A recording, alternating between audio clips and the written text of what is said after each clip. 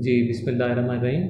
अब हम देख रहे हैं कि बे के ख़ानदान की जो 8 अशकाल हैं उनमें से 3 अशकाल तो हम बना चुके हैं, ये बे अलिफ बा वाली और ये तब या ये वाली और ये बे जब जीम के ख़ानदान से मिलता है या जिस तरफ फातह लिखते हैं तो ये इस अंदाज में।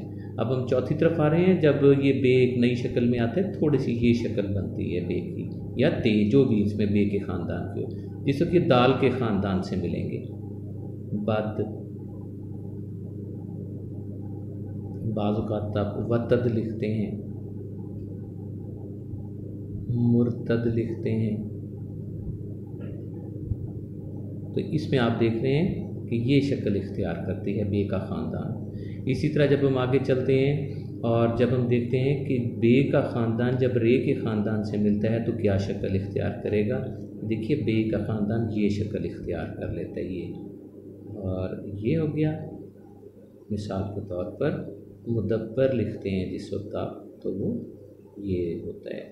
देर भी हो जाती है हमें अपना काम करते हुए, तो ये देर लिखते हैं। इसी तरह जब ये सीन के ख़ानदान से मिलेगा तो सीन के ख़ानदान के साथ मिलते हुए बे का ख़ानदान अपना शोशा इस अंदाज में बनाएगा, ये आपने देख लिया, ये बे के ख़ानदान का होगा।